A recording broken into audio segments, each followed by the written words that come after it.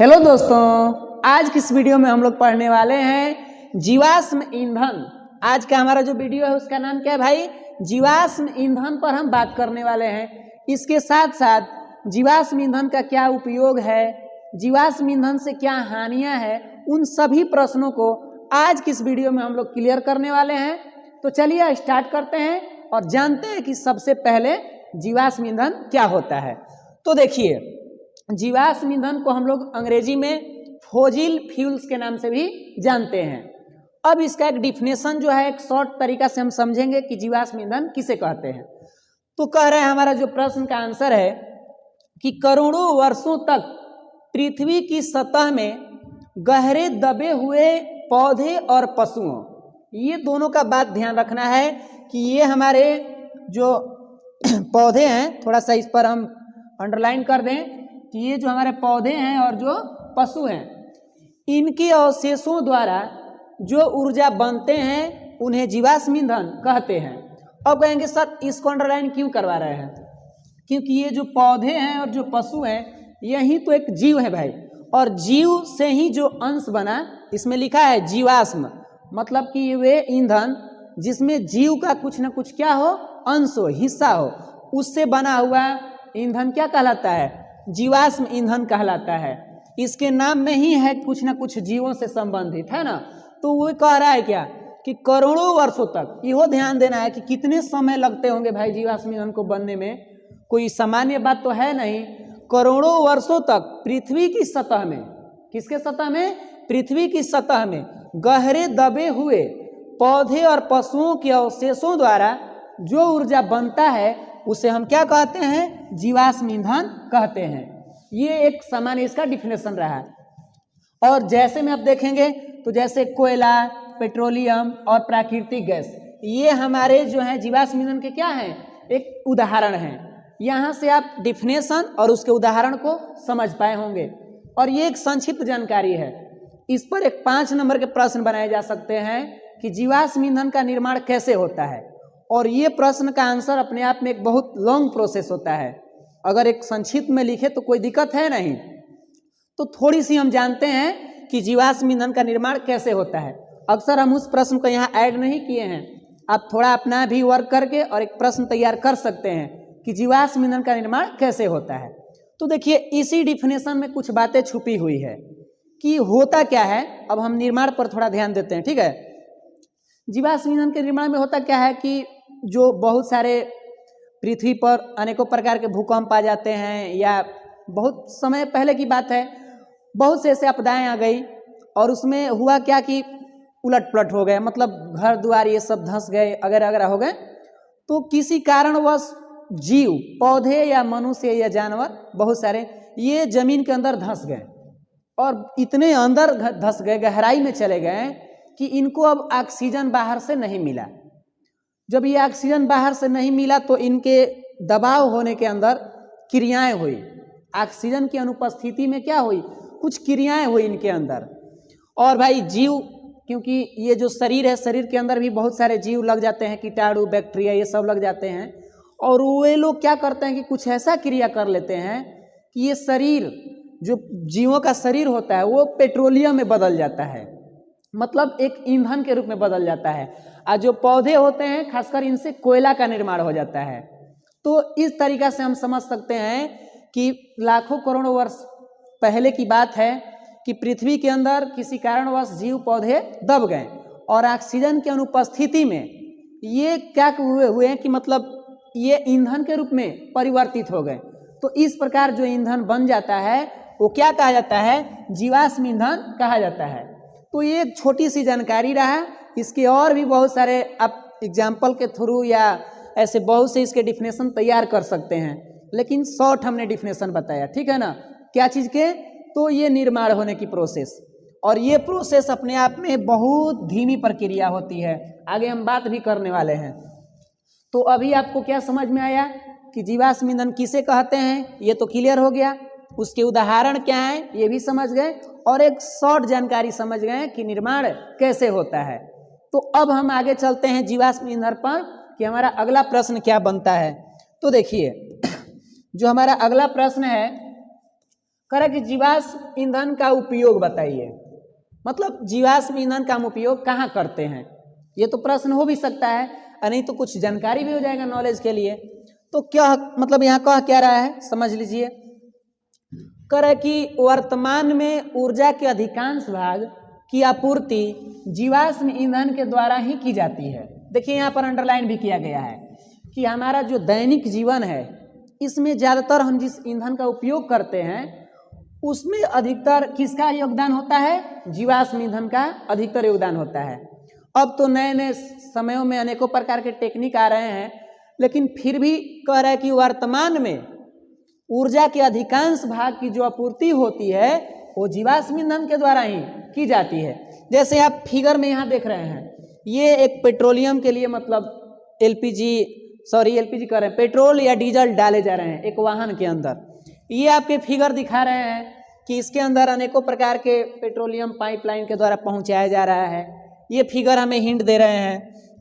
उसके बाद अब हम देखते हैं कि कहाँ कहाँ उपयोग होता है भाई, क्योंकि हमने तो हेडिंग डाला है कि जीवाश्म ईंधन का उपयोग कहाँ करते हैं। तो जैसे में देखिए कह रहा है कि वाहनों में इसका उपयोग किया जाता है। अभी आपको यहाँ चित्र में भी दिखाई दे रहा है कि ये कोई हमारा पेट्रोल पंप से ये इस वाहन के अंदर क्या होते हैं, डाले जा रहे हैं और वाहनों में इसका उपयोग किया जाता है। ये बात तो समझ ही गए, इस चित्र के माध्यम से भी समझा रहा है। तो पहला जीवाश्म ईंधन का उपयोग कहाँ किया जाता है आप बताइए। तो पहला जीवाश्म ईंधन का उपयोग कह सकते हैं कि इसका उपयोग वाहनों में करते हैं, ये भी दिक्कत नहीं है हमारा। दूसरा कह रहा है विद्युत उत्पन्न करने में, क्या उत्पन्न करने में, विद्युत उत्पन्न करने में। तो इसका मतलब कि जो बहुत सारे फैक्ट्रियां हैं वो करती क्या है कि कोयला का प्रयोग करके पानी को गर्म करती हैं, वहाँ से डायनेमो चलाती हैं। ये भी बड़ी लंबा प्रोसेस होता है, इसके प्लांट होते हैं बड़े बड़े जहाँ विद्युत का उत्पादन होता है और उसमें भी जीवाश्म ईंधन का प्रयोग किया जाता है। बात समझ गए। अब नेक्स्ट कह रहा है कि गैस स्टोव में इसका उपयोग किया जाता है।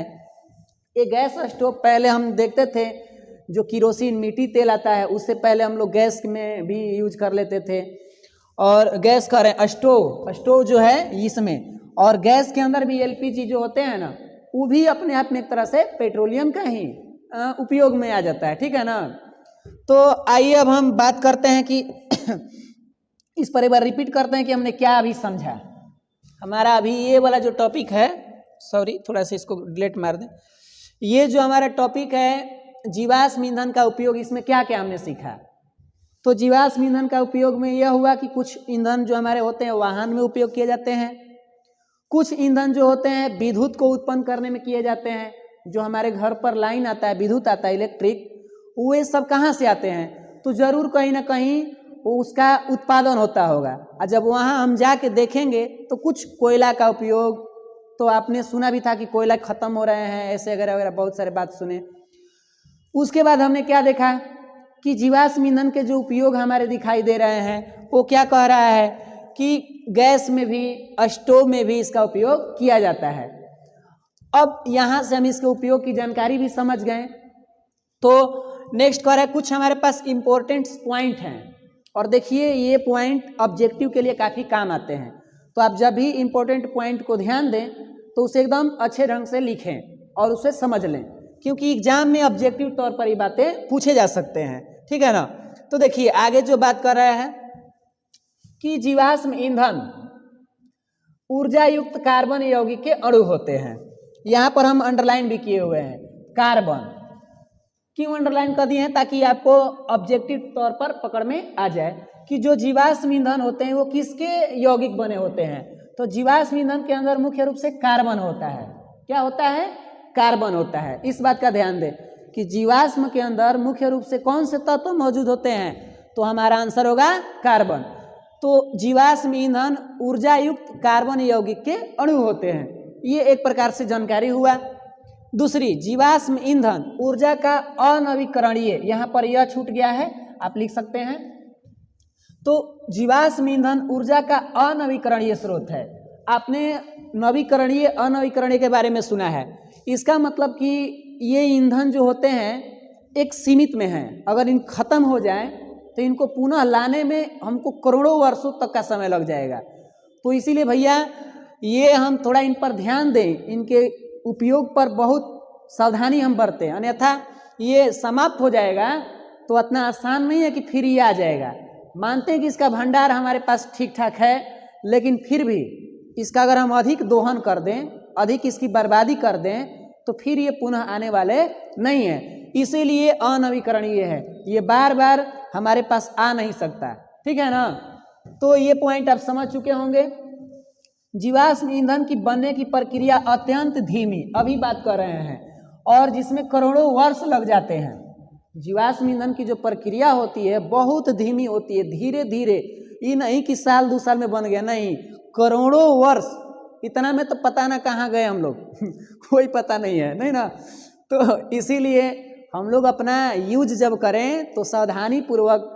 अब आधुनिक दुनिया अपनी स्वार्थ में इतना खो गई है कि आने वाले पीढ़ी पर तो उसको ध्यान है ही नहीं।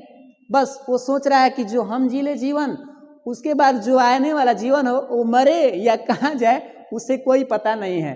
बस आधुनिक जो हम मनुष्य हैं केवल अपने ही सुख के बारे में बात करते हैं, आने वाला पीढ़ी कैसे सुखी रहे इस पर हमारा ध्यान नहीं जाता है। तो कृपया करके हम इंसानियत के नाते थोड़ी तो सावधानी बरतें कि भाई जीवाश्म ईंधन का हम उतना दुरुपयोग ना करें। तुरंत कहीं जाना है, यहाँ से 10 कदम दूर भी जाना है तो चलो मोटरसाइकिल चालू कर दें। अरे भैया उसके अंदर जो लिक्विड कह रहे हैं, जो हमारा डाला जा रहा है डीजल पेट्रोल, वे सब इतने समय के बाद आएंगे जिनमें करोड़ों वर्ष लग जाएंगे। तो थोड़ी बहुत हम पैदल भी तो जा सकते थे, लेकिन नहीं, मार्केट में जाना है, मार्केट हमारा मान लीजिए कि थोड़ी दूरी पर है, पैदल भी जा सकते हैं वहाँ, लेकिन फिर भी चलो लेके चल दिए। तो बताइए क्या हुआ, हम अपने शरीर को आराम देने में एक चीज़ की बर्बादी तो कर रहे हैं। अब बाई द वे जहाँ काम लग गया उसका तो बातें अलग है, वहाँ तो यूज कर ही सकते हैं, लेकिन दुरुपयोग उतना नहीं करना है ना। तो आपने देखा कि जीवाश्म ईंधन की क्या क्या बात की अभी हमने, ये कि इसमें कार्बन के यौगिक होते हैं जो कि ऊर्जा युक्त होते हैं, फिर उसके बाद अनवीकरणीय स्रोत हैं, ये पॉइंट की बात हो रही है ना, रिपीट कर दे रहे हैं। और जीवाश्म ईंधन की बनने की प्रक्रिया अत्यंत धीमी होती है जिसमें करोड़ों वर्ष लग जाते हैं। तो ये हमारा पॉइंट क्या हो चुका, समाप्त हो गया है।